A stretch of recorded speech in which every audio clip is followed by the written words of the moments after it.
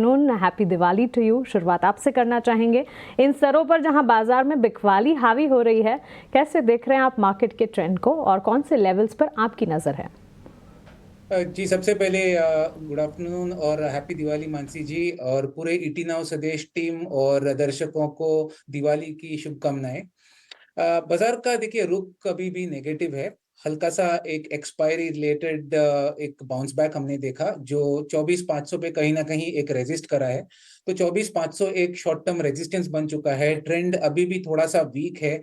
नई सीरीज किस तरीके से रोल ओवर होगा वो हमें देखना है। अभी तक तो जो रोल ओवर्स के आंकड़े हमें दिखाई दे रहे हैं तो अभी तक काफी धीमे हैं, ज्यादा शॉर्ट पोजीशंस रोल नहीं हो रहे, इन लाइन है।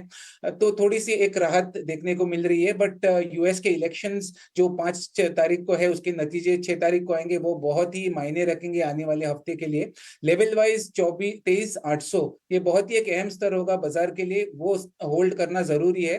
मेरे हिसाब से 23,800 छू सकता है, बट वहां से थोड़ी सी एक रिकवरी हमें मिल सकती है। चौपी 23,800 और 24,500 ये रेंज में काफी चौपी रह सकता है बाजार। तो वो हिसाब से आपको लेवल बेस्ड ट्रेडिंग करने की राय रखूंगा मैं। ये तो चार्ट्स पर तो ये राय और साथ ही अगर आप देखिए लेवल बेस ही कामकाज करने के ओपिनियन और एडवाइसेस एक्सपर्ट्स की तरफ से आ रही है। लेकिन कल मुहूर्त ट्रेडिंग है, लेकिन हमारे टेक्निकल एक्सपर्ट्स जो आज जुड़े हैं उनसे उनकी मुहूर्त ट्रेडिंग कॉल्स जो हैं वो हम आज ही ले लेंगे आपके लिए। तो आइए इस खास सेगमेंट का रुख करते हैं।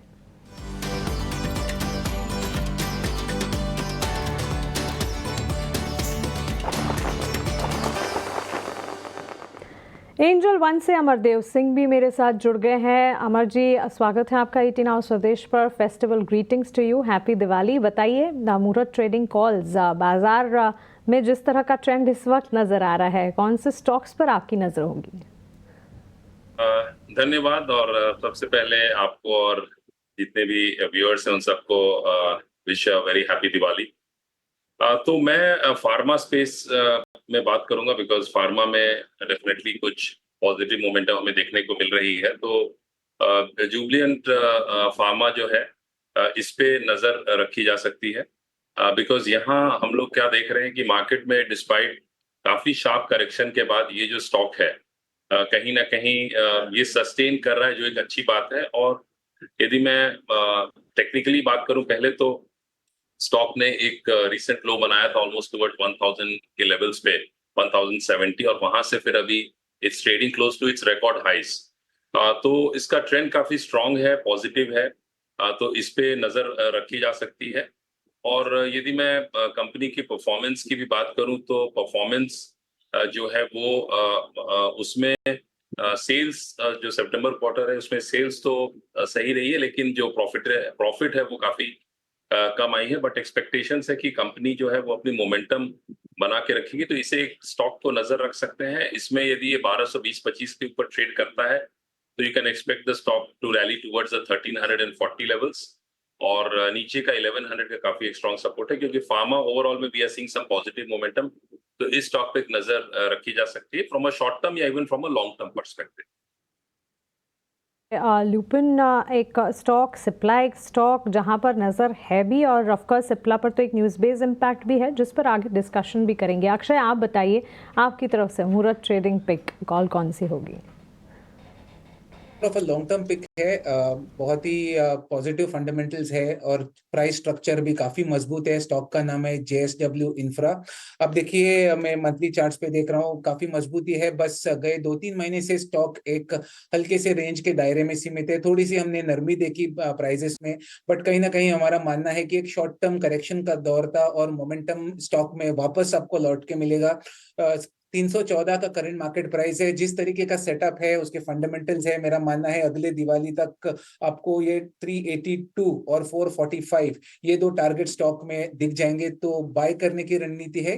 रिस्क मैनेजमेंट के तौर पे आप 272 का स्टॉप लॉस ये ट्रेड में आप बना के चलें। जेएसडब्ल्यू इंफ्रा 382 पहला लक्ष्य, उसके बाद 445 तक के टारगेट्स भी यहाँ पर देखे जा सकते हैं। 272 का एक स्टॉप लॉस लगाकर खरीदारी की राय यहाँ पर बनती हुई दिख रही है। इसके साथ अक्षय, आपसे जानना चाहूँगी एक फार्मा स्पेस पर अमर ने अपना एक सुझाव दिया, फार्मास्यूटिकल स्पेस, हेल्थ केयर और डायग्नोस्टिक, जहां मार्केट में हम डाउन ट्रेंड देख रहे हैं, एज डिफेंसिव ये कामकाज कर भी रहे थे। ऑफकोर्स कल वहां पर हमने थोड़ा सा गिरावट का ट्रेंड देखा, लेकिन आज वापस से निफ्टी फार्मा इंडेक्स देखिए ऑलमोस्ट 400 अंकों की मजबूती के साथ एक स्पेस जो कि कमज़ोर बाजार में भी आउट परफॉर्म करता हुआ। सिप्ला इस स्टॉक को पुल अप करेंगे, अच्छी मजबूती के बीच कामकाज और एक न्यूज़ फ्लो है जिसके चलते सिप्ला में हम देख रहे हैं कि एक्शन नजर आ रहा है। गोवा प्लांट को यूएसएफडीए से मंजूरी मिलने से ये तेजी जो है सिप्ला में देखने को मिली है। और आपको बता दें कि ब्रोकरेजेस की भी रिपोर्ट्स लगातार सिप्ला पर आ रही है, ऑलमोस्ट 10% का अप मूव यहाँ पर। अक्षय, आपकी राय सिप्ला पर क्या होगी, और इसके अलावा भी अगर फार्मा, हेल्थ केयर, डायग्नोस्टिक में कुछ पिक करना चाहें आप? जी देखिए, सिप्ला में एक डाउन ट्रेंड रहा है और मेरे हिसाब से न्यूज़ के चलते एक बहुत ही बढ़िया मूव हमने आज गैप अप के तरीके में स्टॉक में देखने को मिला है। 10% आप पे, जैसे आपने सही कहा, पर यहाँ पे बाय करे कि नहीं ट्रेडिंग के लिए ये थोड़ा सा क्वेश्चन मार्क है, क्योंकि काफी चल चुका है, गैप में काफी गेन्स हो चुके हैं। तो मैं कहूंगा कि अगर आपके पास है तो आपको बने रहना है।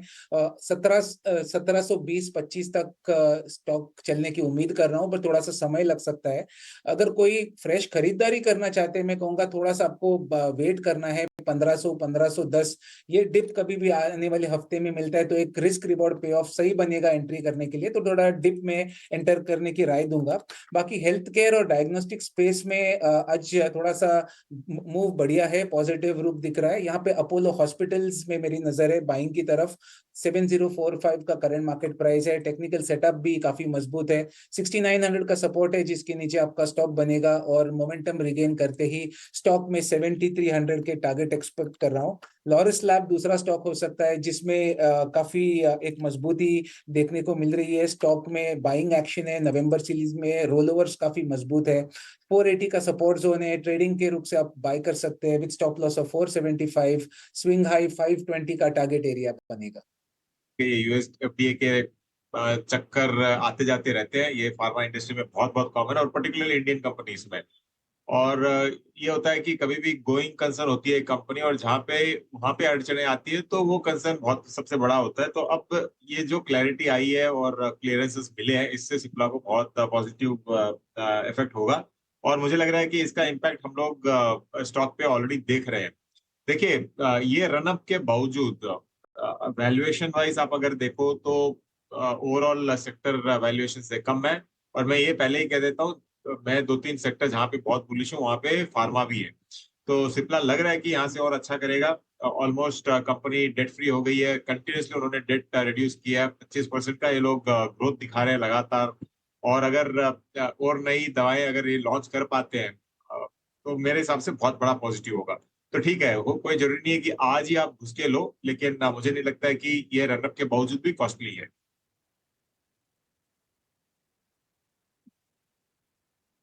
ठीक है, सिप्ला को लेकर ये व्यू, लेकिन चलिए आपके लिए एक ऑप्शन का ट्रेड समझते हैं और लेकर आएंगे ऑप्शंस के चैंपियन को।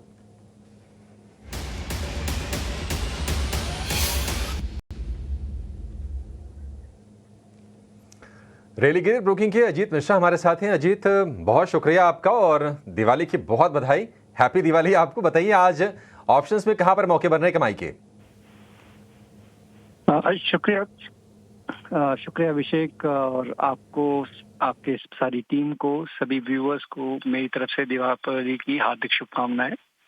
देखिए अभिषेक, मार्केट में तो एक स्ट्रगल बेसिकली दिख ही रहा है कि आप हायर एंड पे 24,500 को रजिस्ट कर रहे थे पिछले 3 दिनों से, और एक थोड़ा सा प्रॉफिट टेकिंग आया। आज आईटी की वजह से बेसिकली हम प्रेशर देख रहे हैं, बट सेक्टर जैसे कि एफएमसीजी, ऑटो, जहाँ पे एक अच्छी गिरावट हो चुकी है, मुझे लगता है कि यहाँ पे एक रिकवरी और एक रीबाउंड की पॉसिबिलिटी बनती है।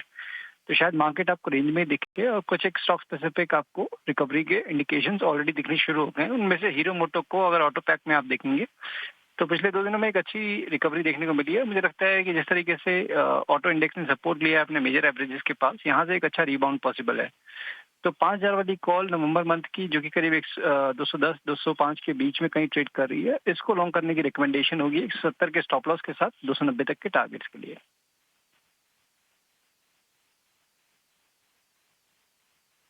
हीरो मोटो पर ऑप्शंस की आपके लिए ये रणनीति, और आज हम देख रहे हैं कि ऑटो शोरूम में थोड़ा रिकवरी वाला ट्रेड हो रहा है।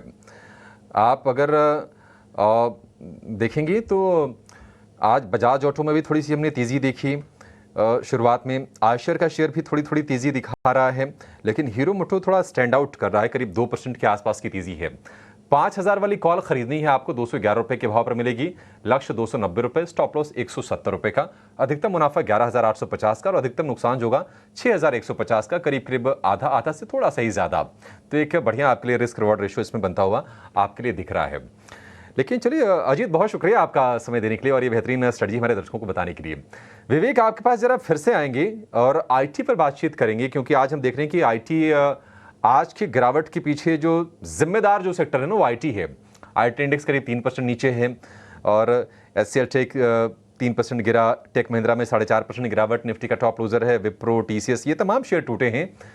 आप जरा ये बताइए, एक हमारे ना एक सहयोगी रिसर्च लेकर भी आए हैं, ये शेयर क्यों टूट रहे हैं, उसके बाद उस पर हम बाद में जाएंगे, लेकिन पहले आपके पास आएंगे क्योंकि मेरे मन में दुविधा है। देखिए, जब एक्सेंचर के नतीजे आए थे ना तो ये कहा जा रहा था कि वर्स्ट इज बिहाइंड, कुछ वहां से अच्छे संकेत दिखे थे और एक्सेंचर शायद वो एक रियल कंपैरिजन हम कर सकते हैं उसके साथ, क्योंकि वो भी कंसल्टेंसी वाला कारोबार उनका बड़ा है। अब ये मेटा के जो नंबर आए या फिर माइक्रोसॉफ्ट के नंबर आए, उनकी तरह हमारा बिजनेस तो है नहीं हमारे आईटी कंपनीज का, फिर क्यों ये टूट रहे हैं? मतलब आपको कोई कोरिलेशन दिखता है स्ट्रॉन्ग इसमें?